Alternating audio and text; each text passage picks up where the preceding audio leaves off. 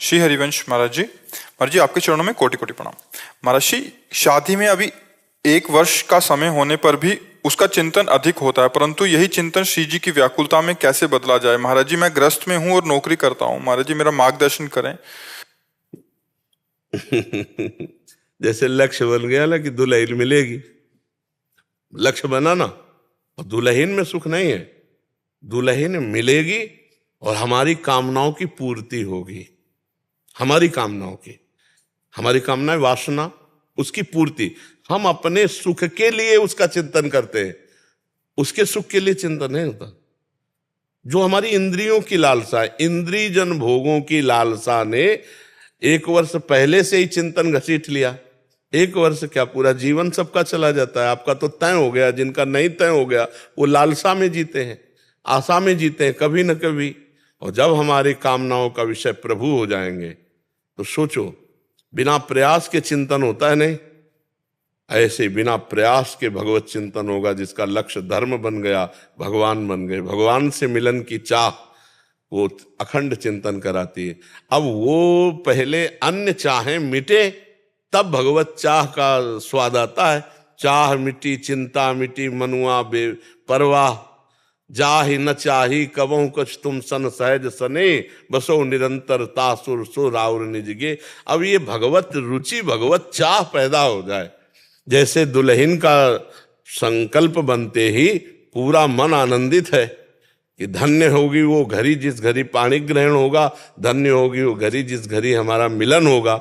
ऐसे ही भक्त का हृदय होता है, वो उस घड़ी का इंतजार करता है जब प्रीतम मिले।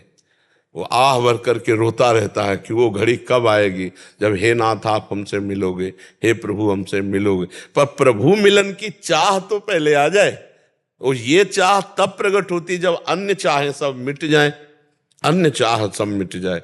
पूज्य श्री रघुनाथ दास गोस्वामी जी का पावन चरित्र पढ़ना कभी, जो राधा कुंड में जिनकी समाधि बनी है।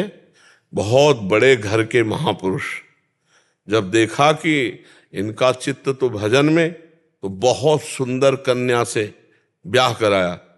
लेकिन ठाकुर जी में जिसका चित्त जुड़ गया, वो कहीं सांसारिक सुखों की तरफ तो आकर्षित भाग पड़े, और महाप्रभु चैतन्य देव के चरणों का आश्रय जगन्नाथपुरी में लेकर ऐसा कष्ट में जीवन व्यतीत किए कि जो महाप्रसाद पाने योग्य नहीं होता था, पशुओं को फेंक दिया जाता था।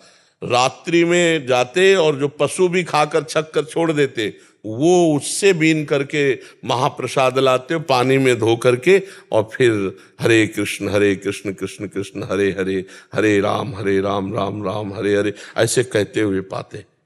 पहले तो जगन्नाथपुरी में भिक्षुकों के साथ खड़े हो जाते, पर उसमें भी देखा कि लोलुपता आ सकती है।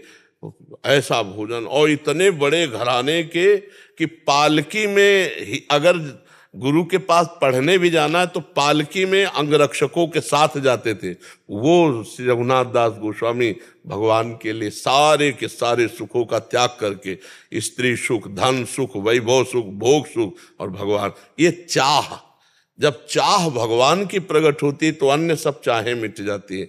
इसलिए हम ये चाहेंगे कि आप बढ़िया ब्याह करो, गृहस्थ धर्म में जाओ, नाम जप करो, और अंदर से चाह प्रभु की जागृत हो जाए तो फिर बात बन जाए। ये नाम जप ही चाह पैदा करेगा। नाम जप पहले अनर्थों की निवृत्ति करेगा, फिर रुचि आएगी। नाम जप में जब स्वाद आने लगेगा तो भाव आने लगेगा, भाव आने लगेगा तो विकलता आने लगेगी, विकलता आने लगेगी तो फिर ये आएगा कि जिसका नाम जप रहे एक बार तो देखूं। जहां ये बात आई कि एक बार तो देखूं, दरस बिन दुखन लागे नैन, उसी दिन से जीवन की धारा बदल जाती है। वो बाहर से वैसे ही संसारिक दिखाई देता है, अंदर से महात्मा हो जाता है, महान हो जाता है। सब क्रियाएं करते हुए भी कहीं सुख नहीं। भोजन कर रहा है, पत्नी सुख के लिए वो उसके पास बैठा है, हंस रहा है, बात कर रहा है, लेकिन ना हंसी है, ना बात है, ना कुछ। वो अंदर से कुछ और होता है, बाहर से कुछ और होता है। बाहर संसारिक दिखाई देता है, अंदर से महान स्थिति को प्राप्त हो जाता है, जिसके हृदय में भगवान नाम की रुचि और भगवान के मिलन की चाह प्रकट हो जाती है। ठीक है, सावधान साधक हो, बहुत सूक्ष्मता से मन को देख रहे हो, नाम जप करते रहो। ये संसार के धर्म है, कुछ वर्षों के लिए है, कुछ वर्षों के लिए है, क्योंकि 80-90 का तो जीवन ही है, बहुत 100 का जीवन होगा, 100 वर्ष का। जिनमें काफी तो व्यर्थ चले गए, अब भोग विलासिता में चले जाएंगे तो भगवान के चिंतन और भजन में तो त्रुटि हो ही जाएगी। इसलिए सावधान रहे, भजन न छूटे तो इसी जन्म में भगवत प्राप्ति हो जाए तो सब काम हो गए। गृहस्थ धर्म में रहते हुए भी भगवत प्राप्ति की जा सकती, बहुत अच्छे से प्राप्ति की जा सकती है, कोई परेशानी नहीं गृहस्थ में। पर नाम जप करते हुए सब सुखों को भगवान को अर्पित करके प्रसाद रूप से धर्म पूर्वक विषय सेवन करते हुए भगवान की प्राप्ति की जा सकती है। विक्रांत सिंह जी अयोध्या जी से, श्री हरिवंश, राधा वल्लभ श्री हरिवंश महाराज जी, आपके चरणों में कोटि कोटि नमन। महाराज जी, भाव का स्थान स्थूल, सूक्ष्म या कारण शरीर किसमें होता है? हमारे सदगुरुदेव के प्रति होने वाले देह के भाव और स्थूल देह के भाव में अंतर क्यों है, और इनमें से हम कैसे अंतर है? स्वप्निक देह में जैसे जो हमारे इष्ट है वो हमारे सदगुरुदेव भगवान है, और इस स्थूल शरीर में मतलब जब भी अपने सदगुरुदेव के प्रति विचार करते हैं या उनके तो विचार स्थूल से होते ही नहीं, बावरे हो। विचार तो सूक्ष्म से होते हैं, क्रियाएं स्थूल से होती हैं। आप समझ क्या रहे हो अभी, क्या समझ रहे हो? स्वभावानुसार कारण शरीर स्वभाव है, और सूक्ष्म शरीर में बुद्धि निश्चय करती है, मन संकल्प करता है, चित्त चिंतन करता है, अहंकार स्वीकृति करता है, ये सूक्ष्म शरीर का है, और उसकी क्रियाएं स्थूल शरीर में होती हैं। अब लोग क्या जानना चाहते हैं? और प्रश्न ये था कि जो सदगुरुदेव के प्रति जो भाव होते हैं इस शरीर में वो भाव उस तरह से नहीं आ पाते भाव, और जब स्वप्न में उनके दर्शन होते हैं तो अलग ही विकलता दिखती है, तो उसके लिए इसमें तरसते हैं कि वो विकलता स्वाप्निक भाव में है, वो कोई स्थायी भाव थोड़ी है। स्थायी भाव में लाने के लिए गुरु की आज्ञा का पालन करो, नाम जप करो गुरु प्रदत्त। गुरु ने जो मंत्र नाम दिया है ना। बाबा इष्ट ही हमारे सदगुरुदेव, बाबा इष्ट ही हमारे सदगुरुदेव हैं, आपके वचन को वचन मान के नहीं, हमें प्रगट सदगुरुदेव चाहिए जो हमको नाम दे, प्रगट सदगुरुदेव चाहिए जो हमको डांट लगावे, प्रगट सदगुरुदेव चाहिए जो हमको दुलार करे। अगर हमके अव्यक्त से हो जाता तो श्री कृष्ण तो अव्यक्त परमात्मा है, उन्होंने संदीपनी जी को क्यों गुरु बनाया? राम जी तो अव्यक्त परमात्मा है, उन्होंने क्यों वशिष्ठ जी को गुरु बनाया? क्यों विश्वामित्र जी के चरण चापे? तो गुरु बिनु भव निधि तरह न कोई, चाहे शिव विरंच सम होई। तो हमें गुरुदेव भगवान का वर्ण करना और उनके श्रीमुख से निकले हुए नाम से चले, तब हम परमात्मा तक पहुंच पाएंगे। नहीं करके देख ले, कोई करके देख ले। जब जिनके श्वासों से वेदों का प्रादुर्भाव हुआ, वो भगवान स्वयं जब सृष्टि में अवतार लेते हैं तो गुरु का वर्ण करते हैं, तो हमको भी गुरु का वर्ण प्रगट रूप में करना है। पहले गुरु का वर्ण करो, जहां आपको भाव बने, जो उपासना में आपका चित्त लगे, फिर उनके गुरुदेव से निकले हुए मुख से जो नाम है, मंत्र है, उपासना है, तब फिर आगे रति होती है। इसीलिए भाव की जो शुद्ध प्राप्ति है वो नहीं हो रही है हृदय में। नहीं तो फिर जब मंत्र चल रहा है, नाम चल रहा है, तो भाव अपने आप बन जाएगा। अभी क्या जपते हो? सीताराम सीताराम किसके मुख से निकला हुआ जप रहे हो? बस विचार है, श्री हनुमान जी महाराज जी को अपना सदगुरुदेव माना है। तो हनुमान जी के भी रूप में प्रगट सदगुरुदेव का वर्ण करो, उन्हीं के द्वारा बनाई हुई परंपरा है। भगवान राम स्वयं जो है रामानंदाचार्य जी के रूप में प्रकट है, उन्हीं से बड़े बड़े सिद्ध संत हुए, कबीर दास जी, धन्ना जी, बड़े बड़े महापुरुष हुए। आचार्य परंपरा से लो, माथे में तिलक, गले में कंठी और हृदय में उनका मंत्र, उनकी दास्ता, तो सब प्राप्त हो जाएगा। हनुमान जी से बातचीत कर सकते हो क्या? और अभी अगर आप शिष्य हो, गलत हो तो अभी डांट देंगे। इसलिए प्रगट लीला में हमें प्रगट चाहिए, प्रगट चाहिए, तभी हमारी बात बनेगी। नहीं तो कर लो, जब आपको लगे तब हमारी बात मान लेना। जब आपको लगे कि अभी सफल नहीं हो पाए तो हमारी बात मान लेना। अहंकार का नाश नहीं हो सकता बिना गुरु कृपा के। बिना सदगुरुदेव की शरण में गए हनुमान जी भी कृपा नहीं करेंगे। अब आजकल क्या होता है, अपने मन से हम मान लिए, जो मन में आया सो कर लिए। तो गुरु के यहाँ तो ऐसा चलेगा नहीं, वहाँ तो आपको आज्ञा में रहना पड़ेगा।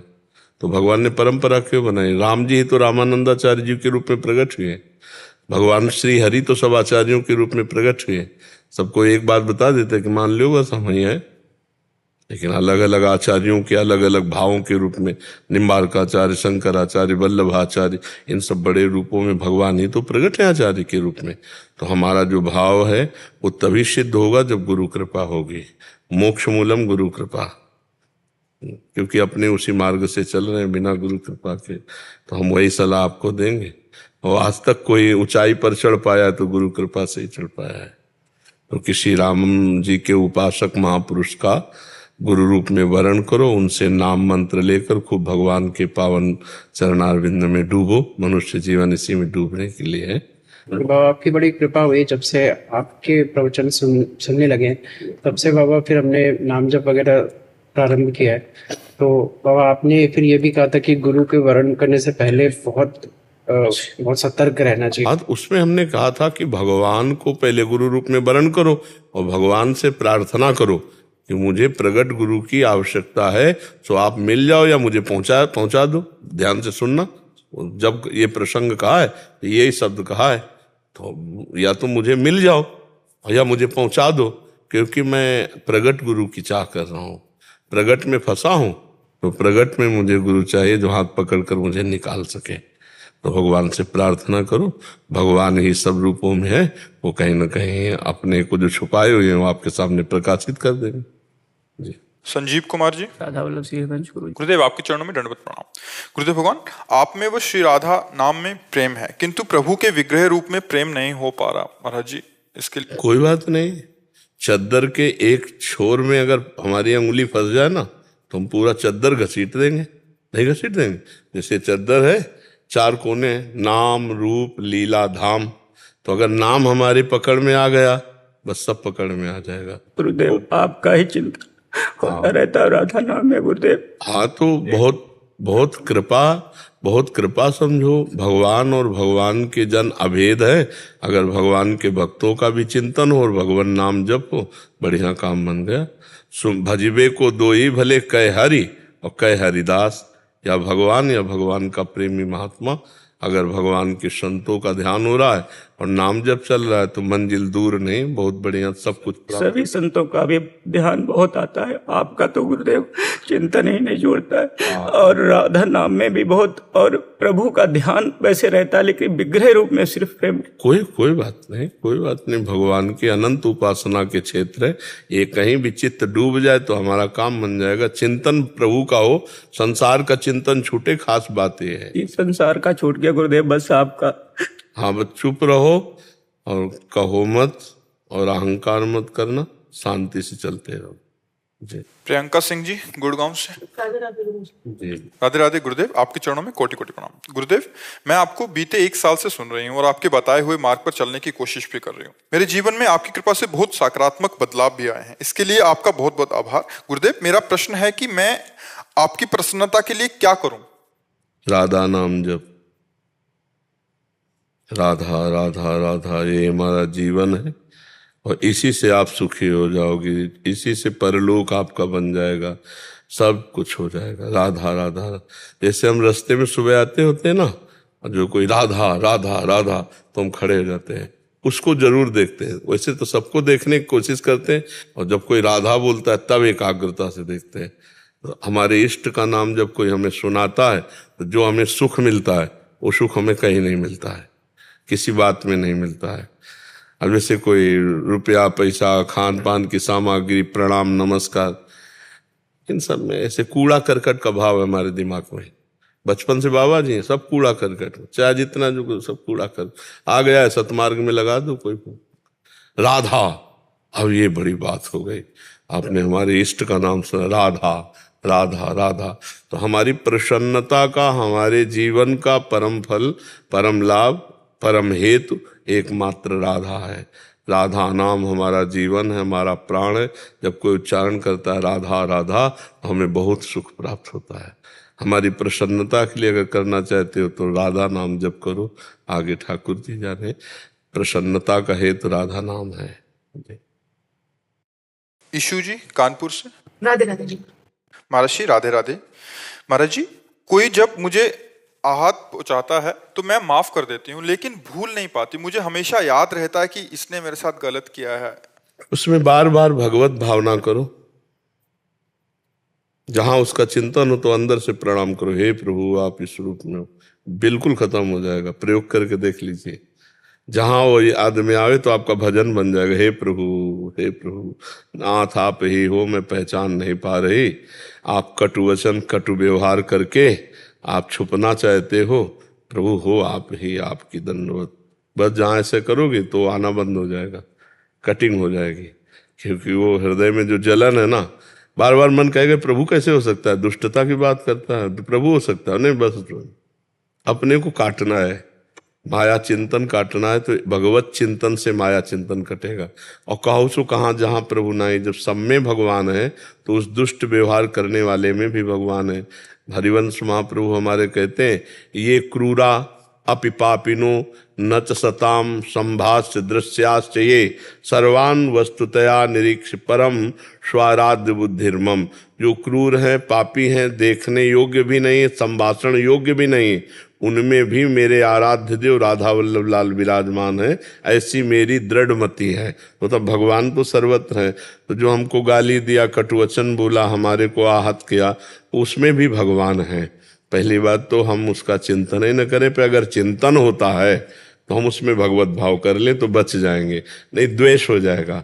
उसका चिंतन करके हृदय जलेगा कि यार इसने ऐसा कहा, बड़ा दुष्ट है, ये उसका बुरा होना सोचा तो उसका बुरा होगा कि नहीं होगा, लेकिन आपका अभी बुरा हो गया, आपका मन मलिन हो गया, द्वेष युक्त हो गया, तो आपका बुरा हो गया। इसलिए अपने को बचाना है।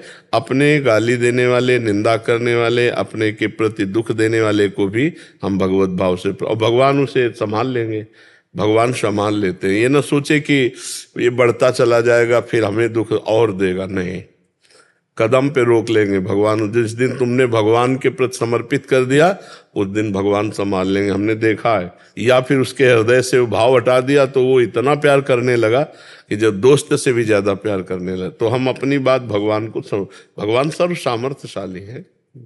मर्जी उनमें भगवत भाव बार बार करते रहे, हाँ, क्योंकि बार बार मन में जैसे हमारे मन में बार बार उसकी झांकी आ रही और हमें द्वेष हो रहा है तो बार बार हे भगवान आप ही हो, तो बिल्कुल कट जाएगा, द्वेष नहीं रहेगा, वो भाव ठीक हो जाएगा। पर ये चूक ना हो, बार बार भगवत भाव हो।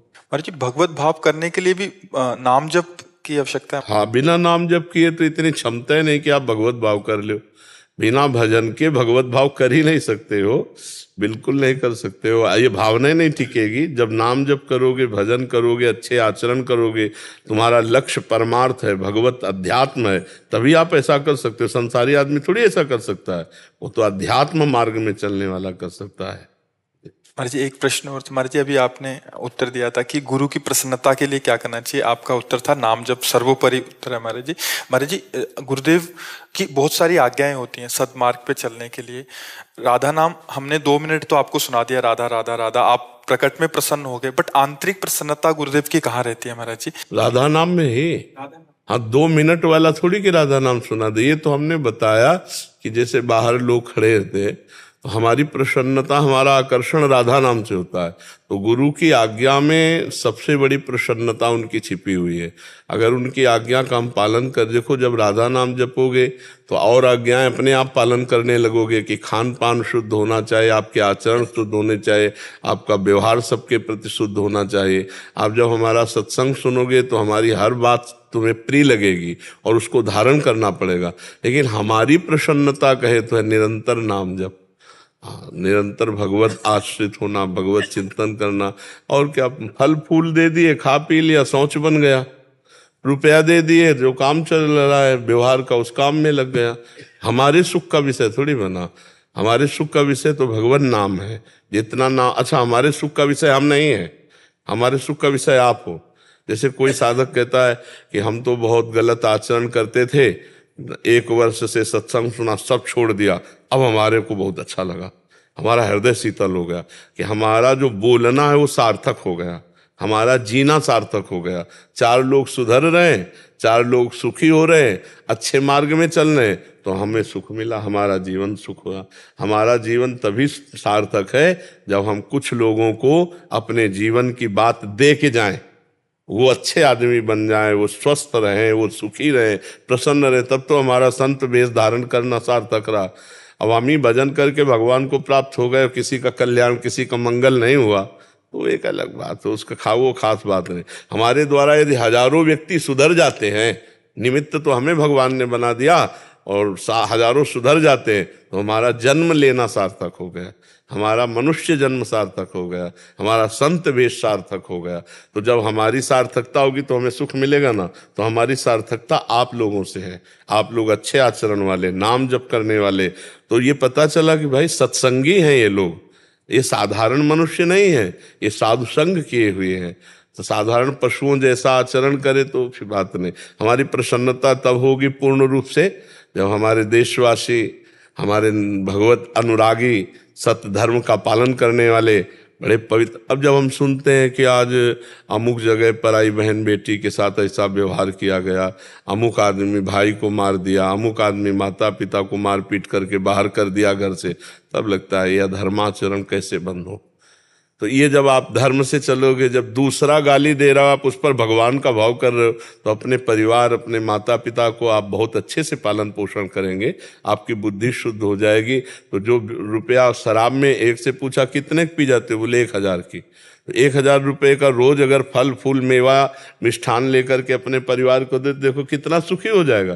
तो ऐसे समाज का सुधार हो जाए तो हमें बहुत प्रसन्नता होती है। आप लोग सुखी रहें, स्वस्थ रहें, प्रसन्न रहें तो हम प्रसन्न रहेंगे। जैसे बालक स्वस्थ है तो माता को अपने आप सुखी मिलता है, ऐसे ही संसार अगर बढ़िया पवित्र आचरण से चल रहा है तो सुख मिलता है, संतों को सुख मिलता है, भगवान को सुख मिलता है। महाराज जी इसमें एक और समाधान ये हो गया, जो संसार में, क्योंकि गुरु भी शिष्य की योग्यता के अनुसार उसको उपदेश देता है। महाराज जी हम विरक्तों का, आपने एक बार बोला था कि आपकी चित्त वृत्ति अगर प्रभु में लगी है, सब संसार का निरंतर जो आपका चिंतन हो रहा था उसको, सब वृत्ति को शमन करके केवल वृत्ति प्रभु में लगी है, तो हमें आंतरिक प्रसन्नता होगी कि ये हमारे जीवन की एक सफलता होगी। महाराज जी उनके लिए अलग एक उनकी सारा।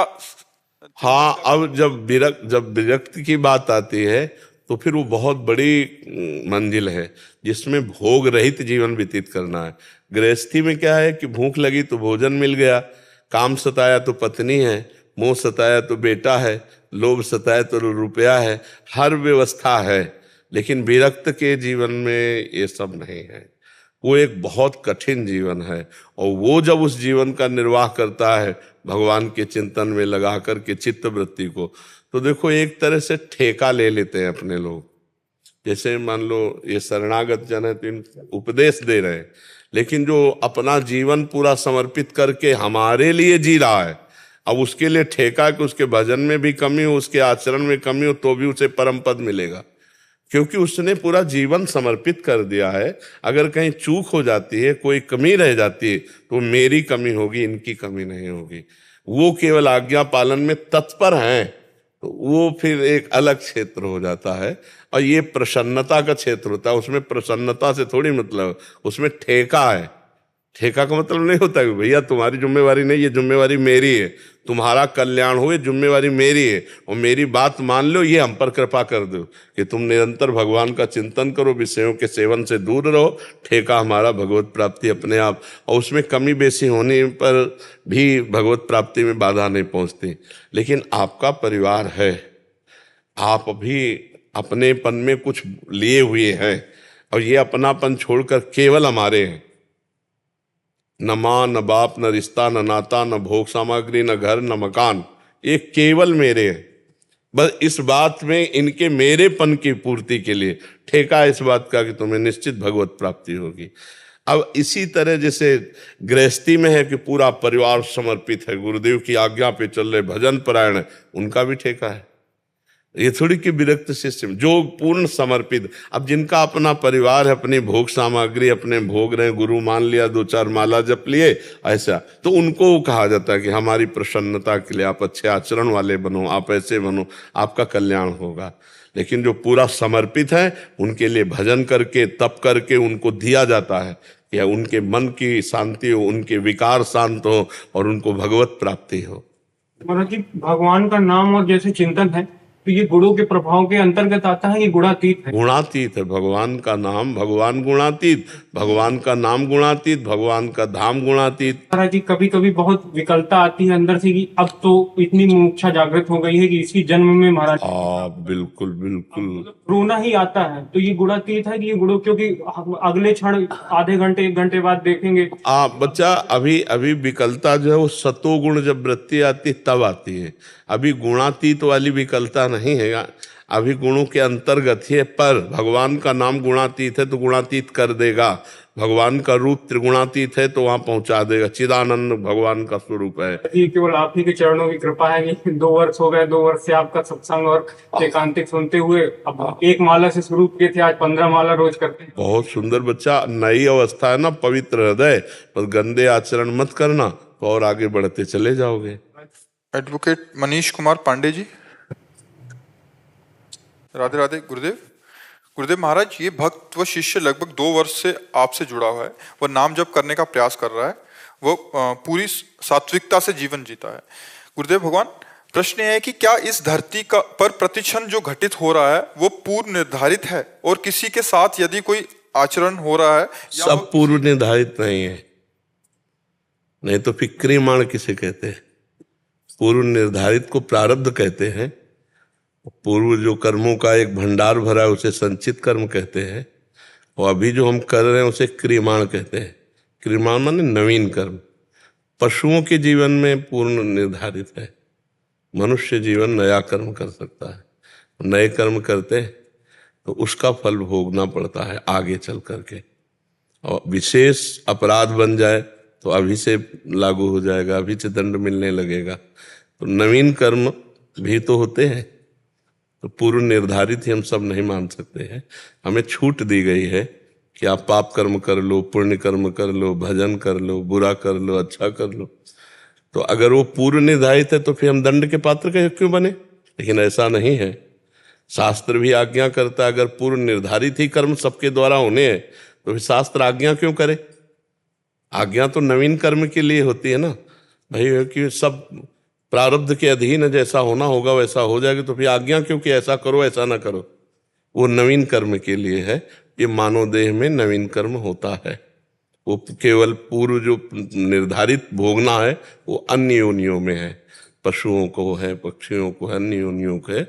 मनुष्य योनि में नवीन कर्म करने का अधिकार है, और नवीन कर्म जब बिगड़ जाते हैं तब फिर वो ऐसे योनियों में पहुंच जाता है जहाँ पूर्व निर्धारित केवल उसे कर्म भोगने पड़ेंगे।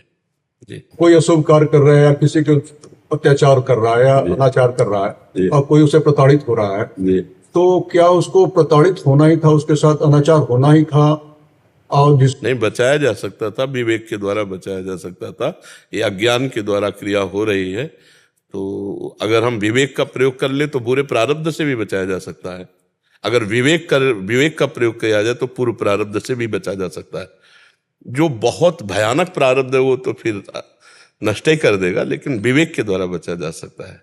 विवेक मनुष्य में ही तो है ना विवेक, अन्य जीवों में विवेक नहीं है, मनुष्य में विवेक है। अन्य जीवों में बुद्धि है, विवेक नहीं है।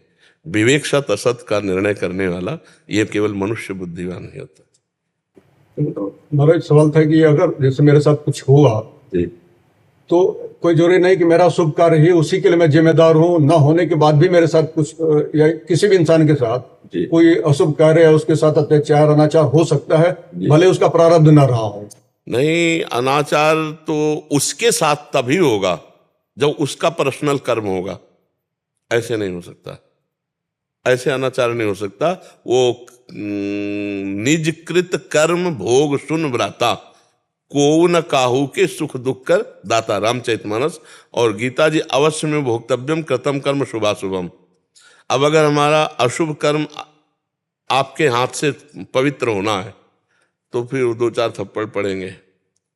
अब इसके प्रारब्ध को बचाया जा सकता है, वही हमने आपको बताया कि उसको प्रारब्ध विवेक के द्वारा बचाया, अति दैन्य होकर के प्रियता पूर्वक तो बचाया जा सकता है प्रारब्ध को, लेकिन भयंकर प्रारब्ध को भोगना पड़ेगा। वही हमने जो आपको बताया ना। पर नवीन कर्म हमारे द्वारा कोई घटना घटती है जिसमें हमारी इच्छा और वासना होती है, और एक घटना घटती कि बिल्कुल हमारी चाहत नहीं है, जैसे अचानक किसी का मर जाना हमारे पैर से दब करके, या हम बहुत सावधानी से गाड़ी चला रहे हैं, अचानक कोई घटना घटी और हम उससे प्रभावित हो गए, तत्काल कोई घटना घट जाती, उसमें हम कहीं नहीं थे, वो प्रारब्ध भोग था, पर वो प्रारब्ध भोग है, अब हमें भोगना पड़ेगा। तो कुछ ऐसे नवीन कर्म का जो पहचान होती है वो इच्छा और वासना से होती है, समझना हमारी बात। और जो पूर्व प्रारब्ध कर्म का होता है वो अनिश्चित होता है, उसमें हमारी इच्छा वासना कर्म अभी का कुछ नहीं, वो अनिश्चित है। ऐसा जैसे एक व्यक्ति है और उसको निर्दोष है बिल्कुल 100%, और उसे फंसाया गया और आपको भी पता नहीं है कि वो निर्दोष है, और आपने वकालत में सिद्ध कर दिया वो दोषी है और उसको सजा भी हो गई। अब वो कह सकता है कि हम कसम से कहते हैं कि बिल्कुल निर्दोष है, तो वो निर्दोष नहीं है। उसका वो पाप जो गुप्त पाप रहा, उसने ना तो प्रायश्चित किया और ना उसको दंड मिला।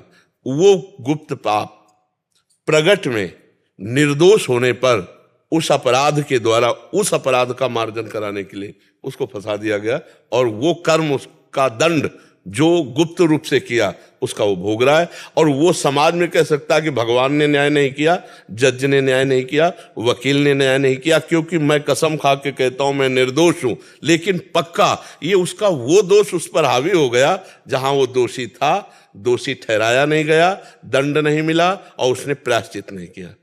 बड़ा कर्मों का जाल बड़ा सूक्ष्म विषय होता है। तो स्वेच्छा, वासना और कामना, इससे नवीन कर्म होते हैं। स्वेच्छा, वासना, कामना से रहित अचानक घटना जो घटती है उसे प्रारब्ध कहते हैं। वो विधान से पक्का है, वो तुम्हारी इच्छा के अनुकूल प्रतिकूल जैसा भी गिरेगा आके, तुम्हारे कर्म के अनुसार गिरेगा आके। और अपनी इच्छा के अनुकूल प्रतिकूलता को लेकर जो हम विचार पूर्वक कर्म करते हैं वो नवीन कर्म होता है। जो हम विचार शून्य भोगते हैं एकदम, जैसे कौन दुख भोगना चाहता है, किसी का विचार नहीं पर दुख भोगना पड़ता है, प्रारब्ध होता है। अचानक कोई घटना जो घटती है उसको कहते हैं प्रारब्ध, और जो हम विचार पूर्वक कर्म करते हैं शुभ या अशुभ, वो होता है नवीन कर्म। तेजस्वी गोयल जी। राधे राधे महाराज जी, आपके चरणों में कोटि कोटि प्रणाम। गुरुदेव, आपकी कृपा से सत्मार्ग पर चलने की आपकी ही दी हुई सामर्थ्य के अनुसार चलने का प्रयास कर रहे हैं। महाराज जी, अब ये संसार काटने को दौड़ता है, हर समय बस यही लगा रहता है कि ये सब झूठा है, किंतु मन में जो भाव रहता है वो आचरण में ठीक प्रकार से उतर नहीं पाता। आपकी कृपा से शरणागति प्राप्त हुए 4 महीने हो गए, कृपया मार्गदर्शन करें कि मैं अपनी कमियों को कैसे सुधारूं। जितना नाम जप करोगे, जितना मंत्र जप करोगे, उतना ही आप में अध्यात्म बल आएगा, और अध्यात्म बल जितना आएगा उतने ही हम विकारों को हटा सकेंगे, और जितना निर्विकार होते जाएंगे उतने ही आनंद की अनुभूति होती जाएगी। संसार काटने को नहीं दौड़ता, अरुचि हो रही है, ये अच्छी बात है, लेकिन यही संसार भगवान का स्वरूप भी है। तो अगर हमारे पति हैं, हमारे पुत्र हैं, हमारे परिवार हैं, जो भी रिश्ते नाते संबंध, सबका हमको यथा योग्य पालन करना है। अगर हम भजन का ऐसा समझें कि जो भजन करने वाला है वो ऐसी अरुचि को प्राप्त हो जाता है कि संसार के काम लायक नहीं रहता, तो संसार में फिर कोई भजन करेगा ही नहीं। और आप देखो, मान लो आप कह रही हैं कि 4 महीने से भजन में लगे, तो आपको ऐसी रुचि है, तो अपने लोग जो बचपन से लगे तब तो संसार में रहना ही नहीं चाहिए। लेकिन हमें संसार की सेवा बताई गई, नहीं बताई गई। सुबह से हम 2 बजे उतर पड़ते हैं रोड में, 2 बजे आ जाते हैं रोड में, और तब से लेकर अब तक हम इन्हीं के बीच में हैं। तो हम इनको संसार ना मानकर भगवान का स्वरूप मानते हैं। मेरे भगवान इतने रूपों में आकर के हमसे प्रवचन करवाते हैं, हमसे प्रश्न उत्तर करवाते हैं, सदैव अपने में लगाए रखते हैं। ये भगवान की बड़ी कृपा है कि वो श्रोता बनकर, प्रश्नकर्ता बनकर हमारे हृदय को सदैव अपने में लगाए रहते हैं। तो हम अपने परिवार को या अपने कर्तव्य को या अपने राष्ट्र की सेवा को भजन करते हुए सुचारू पूर्वक करें, तब तो हम सही भजनानंदी, सही मार्ग में जा रहे हैं। यदि हम अपनी सेवाओं से, अपने अधिकारों से, अपने कर्तव्यों से भागने लगे तो हमें लगता है कि ठीक नहीं है। अपने कर्तव्यों का, अपनी सेवाओं का पालन करते हुए अंदर से भोगों में रुचि ना होना, लोगों में रुचि ना होना और बाहर से रुचि का प्रदर्शन करना, ये भक्त को आना चाहिए। बिल्कुल हमारा मन नहीं बोलने का, लेकिन हम जो आए हुए से प्यार से बोले, सम्मान से व्यवहार करें परिवार वालों से, नहीं तो हमारी भक्ति बाधित हो जाएगी। बाधित हो जाएगी, पक्का बाधित हो जाएगी भक्ति। तो हमारी अरुचि अंदर से रहे पर बाहर से व्यवहार में अरुचि नहीं होनी चाहिए। व्यवहार ऐसा कि देखो कितना सौम्य स्वभाव है, ये तो भक्त है, कितना भगवान की कृपा है कि कैसी भी परिस्थिति हो ये बहुत मृदु व्यवहार करते हैं, सरल व्यवहार करते हैं। ऐसा एक आदमी जब हमसे मिले तो मिलने के बाद उसको एक बार ये जरूर आना चाहिए कि इतना सुंदर व्यवहार कैसे हो सकता है, ये तो भगवान के कृपा पात्रों का ही हो सकता है। हमारा अगर कड़ुआ व्यवहार हुआ, हमें संसार अच्छा नहीं लगता, झड़कना ऐसे, वो अभी सही मार्ग नहीं, उसको समझना। हंस बोले बहुमान दे, सब में मेरा प्रीतम समाया हुआ है, सब में मेरे प्रभु बैठे, किसी के हृदय को दुखद वचन दुखद क्रिया हमारी नहीं होनी चाहिए। तो ये हम इस विषय में बोले कि अरुचि अंदर होनी चाहिए, व्यवहार में हमारी प्रियता होनी चाहिए, क्योंकि व्यवहार में सामने आए हुए शरीरों में श्री भगवान ही है। मेरा कहने का मतलब ये था ना कि जो मन में जैसे होता है कि बस आप ही के जो आपके कहे अनुसार चलूं पूरी। हाँ, उसका उत्तर होता है, आपने सुना भी कि जितना नाम जप करेंगे, मंत्र जप करेंगे, आप में अध्यात्म बल आएगा, उतने ही आप अपने विरोधी भावों का त्याग कर सकेंगे, और जितने ही कामनाओं का त्याग करेंगे हृदय निर्विकार हो जाएगा, आनंदित हो जाएगा। हृदय में जलन होना तो भक्त का लक्षण है। अगर वो अपने गुरुदेव या शास्त्र की आज्ञा का पालन नहीं कर पा रहा तो हृदय में तो जलन होनी ही चाहिए, तभी आगे बढ़ेगा। अगर उसमें खुशी है तब तो आगे कैसे बढ़ पाएगा, उसी में राजी हो गया तो आगे कैसे बढ़ पाएगा। अच्छा है, और हृदय को बहुत प्रभु में लगाते हुए अभिमान रहित रखना, मैं भजन करती हूँ, मेरे में अच्छी अच्छाई है, ये भावना नहीं आनी चाहिए। रोहन दीक्षित जी महाराष्ट्र से। श्री हरिवंश महाराज जी, राधे राधे। राधा वल्लभ श्री हरिवंश महाराज जी, आपके चरणों में कोटि कोटि प्रणाम। महाराज जी, मेरा प्रश्न किसी शंका निवारण हेतु नहीं अपितु केवल जिज्ञासा पूर्ति मात्र है। महाराज जी, श्रीमद् भगवद गीता में श्री कृष्ण जी कहते हैं अक्षराणाम अकारोस्मि, और सत्संग में भी कई बार आपके श्रीमुख से सुना है कि शब्द तत्व को हर स्थान वस्तु वाणी के हर एक अक्षर में व्याप्त है। अतः क्या कोई भी मनचाहा अक्षर अथवा शब्द का जाप करके क्या भगवत प्राप्ति हो सकती है? नहीं, गुरु प्रदत्त, शास्त्र सम्मत गुरु प्रदत्त। अब जैसे का है तो का जोड़ किया गया है कृष्ण से, कमल नयन से। तो गुरुदेव भगवान के द्वारा जो निकला हुआ मुख से अक्षर है वही हमें अविनाशी तत्व पर स्थित करेगा, वही। तो इसीलिए मंत्र मूलम गुरु वाक्यम, गुरु वाक्य पर रखा गया, गुरुमुख होने पर जो गुरुदेव ने नाम दिया उसी से भगवत प्राप्ति। ये भी बात समझनी है। तो अब जैसे हम राम जपे, हमें गुरुदेव ने नहीं दिया, पर किसी गुरु ने तो बोला है राम, कृष्ण बोले, किसी महापुरुष ने बोला ना, राधा किसी महापुरुष ने। तो अगर हम राधा राधा राधा जपते हैं तो वो गुरुमुख है, वो आचार्यों द्वारा जपा गया है, वो महापुरुषों द्वारा कहा गया है। तो हमें उन महापुरुषों का कृपा प्रसाद प्राप्त होगा और कोई न कोई प्रगट में सदगुरु प्राप्त हो जाएगा। हर अक्षर में ब्रह्म विराजमान है, पर जब गुरुदेव मंत्र मूलम गुरु वाक्यम, मंत्र का मूल है जो गुरुदेव के मुख से निकला हुआ जो नाम मंत्र है, वो हमें भगवदाकार वृत्ति प्रदान करता है। नहीं तो सब अक्षर ब्रह्म है और सब कोई बोलता ही रहता है, तो सबको भगवत प्राप्ति हो जाए, क्योंकि सब अक्षर ब्रह्म है। तो दिन भर बातचीत तो होती ही रहती है ना, बात समझ रहे हो ना।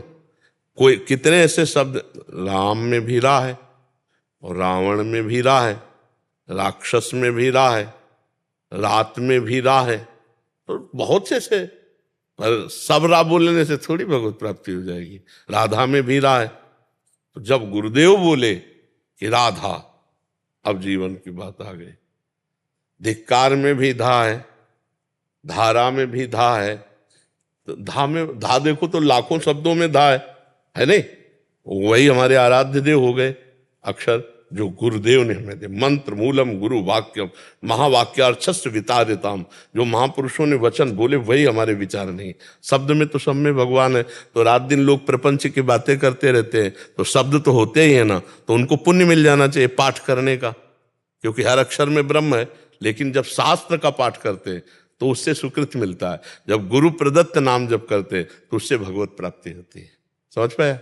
गुरुदेव आपके श्रीमुख से नाम मिल, हम तो चिल्लाते रहते राधा राधा राधा, और जिसको जो नाम गुरुदेव के द्वारा, बहुत से नाम है, हम रामकृष्ण हरि भी बोलते हैं, राम बोलो कृष्ण बोलो हरि बोलो, जो नाम प्रिय लगे वो नाम हम खूब जप करें तो उसी से मंगल हो जाएगा। नाम में प्रियता हो जाए, बस बात बन जाएगी। रामकृष्ण हरि, जो नाम राधा राधा राधा, जो नाम प्रिय हो, खूब नाम जप करो। मेजर पीयूष जी। राधे राधे राधे महाराज जी। महाराज जी, मैं निष्काम होकर अपने कर्म करना चाहता हूँ, बहुत कोशिश भी करता हूँ कि फल की आशा ना करूं। जब तक देह है, देह भाव है, तब तक निष्काम होना केवल बातों की बात नहीं है, निष्काम नहीं हो सकते। जब तक देह भाव है, जब तक ये समर्पित नहीं होगा भगवान में, तो ये कामना का पुंज है, कामना होती रहेगी। कभी रोग आएगा, कभी शोक आएगा, कभी सुख आएगा, कभी दुख आएगा, हमारे अंदर कामना होती रहेगी। उस कामना को रोकना है तो निरंतर भजन और भगवान में समर्पण, तन मन प्राण समर्पित कर दिए। जैसे ये मकान अगर हम किसी के नाम कर दें तो हम आज से निश्चिंत हो जाएंगे ना, भैया वो तो हमने या दान में दे दे या बेच दे, तो हम आज से निश्चिंत हो जाएंगे। जब तक ये हमारा है तब तक इसकी देख रेख, बिजली का बिल, सब कुछ हमको देना पड़ेगा। ऐसे ही जब तक शरीर में मैं भाव है तो कामनाएं बनी ही रहेंगी, कामनाएं नष्ट नहीं हो सकती।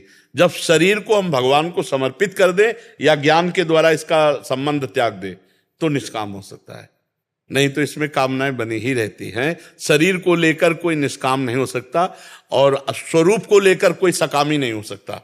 अब स्वरूप का ज्ञान है नहीं और शरीर में भाव है तो समर्पण की तरफ चलो।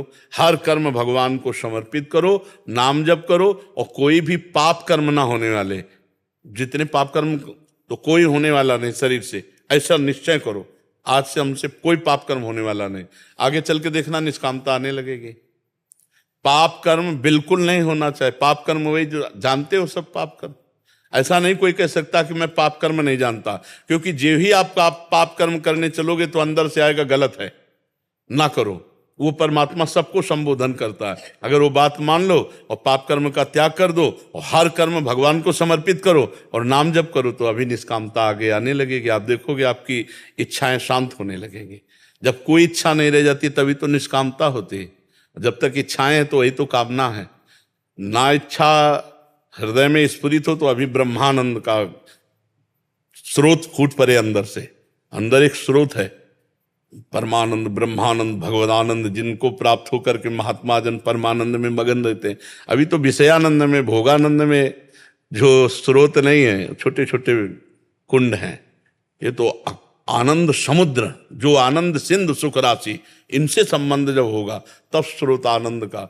वो खड़ा है, बैठा है, चल रहा है, उठ रहा है, खा रहा है, पी रहा है, हर चेष्टाएं हो रही, पर वो आनंद स्वरूप भगवान में, इसलिए कोई इच्छा नहीं रहती। जब अंदर आनंद है तो इच्छा नहीं। जिसमें एक समाधान चाहिए था। जैसे अभी हम विरक्त मार्ग में चल रहे हैं, हम इस सूत्र से चलें तो महाराज जी जैसे गृहस्थ में हैं तो बच्चे हैं, बीवी हैं, मतलब आगे की प्लानिंग है, घर बनाना है, मकान बनाना है, तो इसमें जो इच्छाएं उठेंगी उसको कौन। हमें ये बताओ, मध्य प्रदेश के किसी एक गांव में क्या हो रहा है, आपको क्या मतलब है? नहीं, क्योंकि इससे आपका परिचय नहीं है। आपके घर में क्या हो रहा है ये आपका परिचय का विषय है। तो सब पूरे विश्व को जो चला रहा है, विश्व को जो पूर्ण कर रहा है, वही तुम्हारे घर के सदस्यों को भी पैदा किया, बनाया, तुमको भी बनाया और तुम्हारे को सामग्री दिए, उस पर विश्वास करके कि वो ठीक वही करेगा जिससे परम मंगल होगा। हमको कामना करने की क्या जरूरत है? जितनी व्यवस्था दी उतनी व्यवस्था में हम मुनीम की तरह काम करें। नाथ सकल संपदा तुम्हारी, मैं सेवक समेत सुतनारी, और हमें कोई चाह नहीं। आप जितना दोगे उसके अनुसार करते चले जाएंगे। वो महात्मा है गृहस्थ में रहते हुए, पर अब इतना कहाँ समर्पण हो सकता है? तुम्हारे जी जैसे कोई इच्छा ना करें कि जैसे ये बनेंगे वो बनेंगे फिर ये ऐसा करेंगे। हाँ, तो उनको जो बनाना है बना देंगे ना। आज तक हम अपनी इच्छा से यहाँ नहीं पहुंचे, मुझे प्रभु ने पहुंचाया है। मुझे प्रभु ने अपनी इच्छा से कोई, हमें प्रभु ने पहुंचाया है। जहां हमारी शरीर की रहने की व्यवस्था और जहां स्वरूप ज्ञान की स्थिति, भक्ति की स्थिति, ये सब प्रभु की दी हुई। अपने तो बस ऐसे। तो अगर हम तैरना चाहें तो बड़े बड़े जंतुओं से भरे हुए समुद्र में हम मारे जाएंगे, और अगर जल जहाज में बैठ जाते हैं तो आराम से चले जाते हैं, कोई प्रयास तो नहीं करना पड़ता। प्रायः अहंकारी जीव कामना और कर्ता भाव लेकर के ही संसार में डूबता है।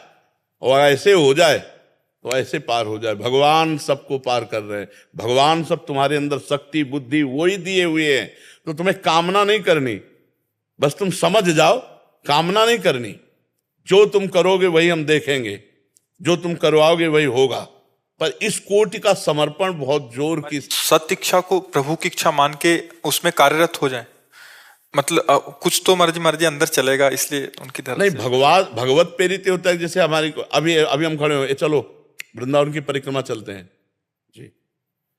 अभी देखा नहीं यहाँ जैसे कैसे होता है, तत्काल एकदम चलिए, ऐसे कोई प्लान नहीं, कोई संकल्प नहीं जी। इसमें और सुलझने के लिए कह रहा हूँ, 2 बच्चे हैं, अभी अंदर इच्छा हो रही है कि इनका ब्याह करना है और इसके लिए थोड़ा धन चाहिए, तो जो मेरा आ रहा है तो उसको मैं जमा करता रहूंगा। तो ये जो इच्छा हुई, ये इसको हम सत्य कुछ उसमें इच्छा का मतलब, इच्छा जो निषेध का विषय है कि मैं ये भोगूं, मैं ये देखूं, मैं ये चखूं, मैं ये सूंघूं, ये जो इच्छा है परमार्थ में ये बाधक है। जो जैसी परिस्थिति में भगवान ने मुझे दिया है उसी परिस्थिति के अनुसार विचार पूर्वक कार्य करना, वो इच्छा नहीं कहा जाता, ये विचार है। कि अगर हमें प्रभु ने 100 रुपया दिया और 2 बच्चे दिए हैं तो हमको उनको पढ़ाना लिखाना भी और इनको भोजन व्यवस्था भी करनी, इनकी सारे कार्य प्रणाली, तो 50 इसमें रख देते हैं, 25 की भोजन व्यवस्था कर लेते हैं, 25 की ये व्यवस्था कर लेते हैं। ये विचार जो चल रहा है ये हमारे भगवान के द्वारा दिया हुआ बुद्धि से विचार है, उसके अनुसार हम चले। जो इच्छाएं निषेध की गई हैं कि जैसे पराई स्त्री को देखा भोगने की इच्छा हुई, जैसे पराये धन को देखा छीनने की इच्छा हुई, जैसे विशेष विशेष प्रकार के नशा या विशेष विशेष प्रकार के भोग या विशेष किसी पद में जाने की, ये नहीं इच्छा होती, भक्त के हृदय में नहीं होती। सारी व्यवस्था भगवान की तरफ से स्वतः चलती है। एक दिन पूज्य श्री भाई जी हनुमान प्रसाद पोद्दार जी के पास एक कागज आया, लिखा था कि हम 50 आदमियों के साथ गोरखपुर स्टेशन में इतने समय पहुंच रहे हैं और आप इन 50 आदमियों की भोजन व्यवस्था कीजिए। भाई जी गीता वाटिका में थे और उन्होंने देखा कि सुबह लेटर मिला, 2-3 घंटे का समय था गाड़ी आने का, तो उनका हम क्या कर सकते हैं 3 घंटे, 50 आदमियों की व्यवस्था, माता जी के साथ एकांत में राधा बाबा हर समय भजन परायण, तो उनका जिन्होंने लेटर भेजा वही व्यवस्था करें। ठीक 2 घंटे बाद एक खड़खड़ा भर करके खीर पूड़ी कचौड़ी सब्जी आई भाई जी के पास। भाई जी ने कहा कैसे? तो बोले आज हमारे यहाँ उत्सव था, तो हुआ गीता वाटिका में जितने भी साधक जो भी पाना चाहे तो करीब 60-70 आदमियों का भोजन इसमें है। बोले हाँ हाँ तुरंत ले चलो स्टेशन, ले चलो स्टेशन, और खूब उन सबको पवाया और बच गया। ये किसकी व्यवस्था थी? भाई जी को भरोसा था जिसने लेटर दिया है वही भोजन व्यवस्था भी करेगा। नरसिंह मेहता जी के पास भात भरने के लिए उनके बेटी के, तो बोले जिसने ये सब लिखा है वही व्यवस्था करेगा। द्वारिकाधीश ने जो चीज लिखी थी उससे 10 गुना चीजें भात में दी। हमारा विश्वास होना चाहिए, हमारा विश्वास होना चाहिए। देखो हम आपको पक्की बात कहते हैं, अगर आपका विश्वास है कि ये परिवार भगवान का है, भगवान ने दिया है, तो समय पर ऐसे खेल होंगे कि आपको लगेगा प्रभु ये तो सिर्फ आप कर रहे हो, सिर्फ आप कर रहे हो, मैं कहीं नहीं हूं, ये सिर्फ आप कर रहे हो। पक्की बात कह रहा हूं। इसलिए जब तक हमें भगवान पर समर्पण नहीं है तब तक हम अच्छी इच्छाएं करें, बुरी इच्छाओं का त्याग करें, और जब समर्पण हो जाएगा तो अच्छी इच्छाएं भी समर्पित हो जाएगी। फिर विचार आएगा। अब जैसे विचार आया कि यार भगवान देखेंगे, हम क्या करेंगे, अब ये विचार तो भगवान ने तो दिए और निश्चिंत हो गए। मतलब अगर यही चीज शाम के खड़खड़ाता तो बात बिगड़ जाती, लेकिन 2 घंटे में आया है, 2 घंटे में सब ताजी चीजें कि पहले गीता वाटिका ले जाओ, भाई जी पहले पाए गए। सब महाराज जी वृंदावन वास की इच्छा रखनी चाहिए। वृंदावन वास की, हाँ, भगवत प्राप्ति वृंदावन वास नाम जप, ये तो इच्छा परम मंगलमय, इसे इच्छा नहीं कहते, निष्काम ही है। हाँ ये निष्काम इच्छा के लिए प्रयत्न करना पड़ता है, श्री जी की कृपा कर। वैसे वृंदावन वास प्रयत्न से नहीं होता, श्री जी की कृपा से होता है। जिनको वृंदा विपिन है कृपा तिनहि की होए, वृंदावन में तवई तो रहन पाई है, सोए कृपा से ही होता है। देखो ये तो एक कहावत सी चल गई कि आशीर्वाद दे दीजिए। अगर हमारे आशीर्वाद से या किसी महात्मा के आशीर्वाद से बात बनती तो कोई महात्मा किसी को साधन करने को नहीं कहता, वो आशीर्वाद ही दे देता। झंझट काहे को करते, घंटों भाव में लगे हुए, सीधे जाओ आशीर्वाद। ऐसे हुआ आया क्या कुछ तुम्हारे पास? जैसे लोग नहीं वो केवल फिल्मों में दिखाते हैं सही में नहीं होता, सही में कहीं नहीं होता, कहीं नहीं होता सही में। वो केवल फिल्मों में पोस्टर में दिखाते हैं, पोस्टर में दिखाया कोई ज्योति निकली उनमें चली गई, वो केवल पोस्टर में मिलेगी और फिल्मों में मिलेगी। सही में उनके वचन के अनुसार चलो तो शक्ति मिलेगी, उनकी आज्ञा के अनुसार चलो तो शक्ति मिलेगी। अगर किसी के पैर छूने से, किसी के हाथ रखने से हमारा काम बन जाए तो हमें विश्व में कहीं तुम लिवा चलो, कहीं भी लिवा चलो। ऐसे समर्थ भजनानंदी महापुरुष, समर्थ जो रात दिन भजन में लगे, वो यही कहते भजन करो, तुम्हें करना पड़ेगा। अगर तुमको दुखों से निवृत्ति तो तुम्हें कर्म करना पड़ेगा। देखो जैसे रसगुल्ला भी है तो हम खाएंगे तो हमें स्वाद मिलेगा, आप खाओगे तो आपको स्वाद मिलेगा। आपके सामने रख दें आप खाओ ना तो स्वाद नहीं मिलेगा। ऐसे ही कृपा जो है वो ये कि भगवान ने आपको साधु समागम दिया, संत समागम में आपको अच्छी बात मिली, अब आप उसे पकड़ लो, यही आशीर्वाद है। ना पकड़े तो ये केवल मतलब एक वचनों का एक बन गया है कि कुछ लोग होते हैं ना कहते हैं हाथ धर दो, कुछ नहीं होता है भाई। हम कहते हैं नाटक ड्रामा नौटंकी में क्यों अपना जीवन बर्बाद करो, कोई भी रखवा ले, अगर कुछ हो जाए तो हमें बता दो, ईमानदारी से कहते हैं। इनसे कुछ नहीं होता, आज्ञा पालन से होता है। जब आप आज्ञा पालन करोगे, नाम जप करोगे, तभी आपको सब आनंद की प्राप्ति होगी। कभी कभी ऐसा तुक्का लग जाता है कि जैसे आप जो सोच के आए और आए, भले कुछ नहीं हुआ, काम हो गया, अरे बोले बाबा बड़े चमत्कारी, हम सोच के आए थे हमारा काम हो गया। वो तुक्का लग गया, तुम्हारा पुण्य का समय आ गया और उसी समय तुम्हारी एंट्री हुई और तुम्हारी कामना बन गई, तुम्हारा काम हुआ, बोले बाबा बड़े चमत्कारी। वशिष्ठ जी से बढ़कर कोई बाबा चमत्कारी होगा? वशिष्ठ जी भगवान राम के कुल गुरु, वो कह रहे सुनो भरत, भावी प्रबल बिलखि कहो मुनिनाथ। बिलखि माने कि कोई बस नहीं चल सकता, हानि लाभ जीवन मरण जस अपजस विधि हाथ, विधान के हाथ है। इसलिए खूब नाम जप करो और इन सब फालतू की बातों का ध्यान न दो कि किसी का आशीर्वाद, किसी, ये सब संत जन जो बोल रहे हैं ये उनका आशीष ही है।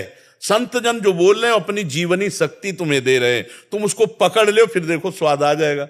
अब उसको ना मानो तो ये हाथ पैर इनसे कुछ नहीं होता। ये सब एक सदाचार है।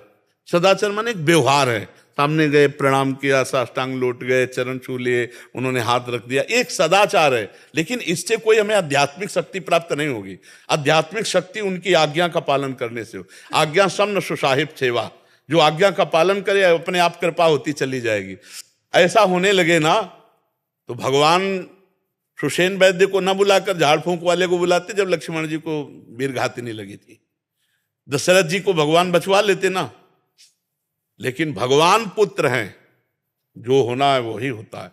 इसलिए भ्रम में न रहो, किसी के आशीर्वाद की जरूरत आपको नहीं। आप राम राम कृष्ण कृष्ण जपो, आपका आशीर्वाद अपने आप घेर लेगा। अब देखो फिर हम आपको समझा रहे, दत्तात्रेय जी सिद्ध भगवान के अवतार, अवधूत शिरोमणि, नाम सुना है? दत्तात्रेय जी, और 1000 भुजाएं उसको प्राप्त हुई, शास्त्राबाहु अर्जुन, और दत्तात्रेय जी को प्रसन्न कर लिया, बड़ी सिद्धियां प्राप्त की। 88,000 वर्ष तक जवान रहकर भोग भोगा, और ऐश्वर्य तो मारा घूमता था। नर्मदा में ऐसे करके खड़ा हो जाता तो उल्टी नर्मदा बह उठती, उसका वैभव ऐसा। लेकिन अहंकार इतना बढ़ गया कि जमदग्नि जी का अपराध कर दिया तो भगवान परशुराम ने काट के पूरे वंश को फेंक दिया। महात्मा की कृपा थी, सिद्धियां प्राप्त हुई, लेकिन भजन नहीं हुआ, बुद्धि सत्संग के द्वारा आज्ञा नहीं पालन की। तो एक रूप में दत्तात्रेय रूप से कृपा की तो भगवान के अवतार परशुराम जी हैं, वही अवतार लेकर के उनका विलास कर दिए। तो हमें चाहिए कि हम अपनी बुद्धि को शुद्ध करके सतमार्ग में चलाएं, इससे बढ़कर कोई कृपा नहीं। और भगवान की जिस पर कृपा होती है उस पर सबकी कृपा होती है। जहां पर कृपा राम की हुई ता पर कृपा करे सब कोई। बिल्कुल अच्छे आदमी बनो, किसी के बुरे आचरणों में ना सहयोग दो, ना बुरा आचरण करो, और नाम जप करो। अगर चारों तरफ से कृपा ना हो तो हमें बता देना, आनंद ही आनंद रहेगा।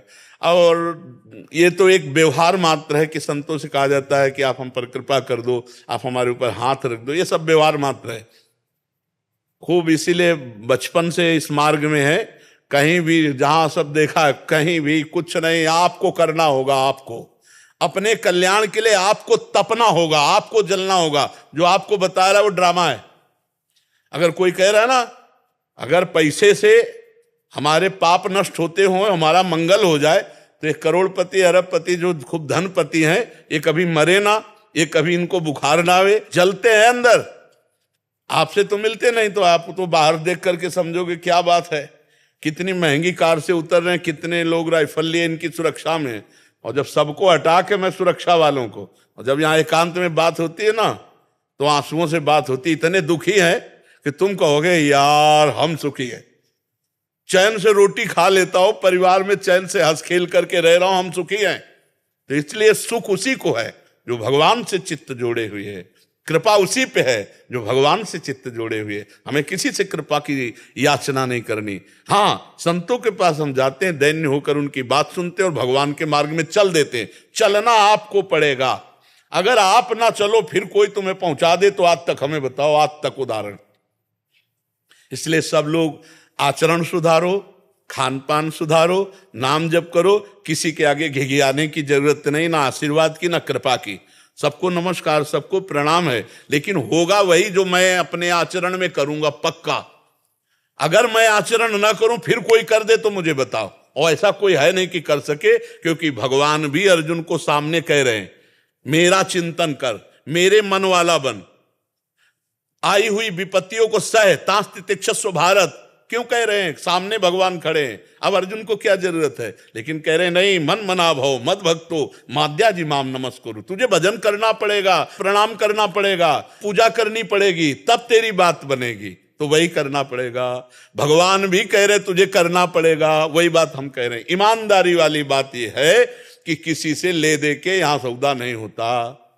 यहां स्वयं भजन करके भगवत प्राप्ति करनी होती, स्वयं भजन करके पापों का नाश करना होता है, स्वयं भजन करके दुख की निवृत्ति करनी होती, तब वो जीव संसार चक्र से मुक्त होता है। कि यही कृपा मान लो कि ये बातें सुनने को मिल रही हैं, यही कृपा मान लो कि हमें सत्संग मिल रहा है, बस यही कृपा, बिनु हरि कृपा मिले नहीं संता। इसके आगे आपको करना पड़ेगा। आप नाम जप करोगे, आप साधन में चलोगे तो आप उन्नतिशील रहोगे। आप नहीं चाहोगे उन्नति, भगवत विरोधी आचरण, तो फिर पतन हो जाएगा।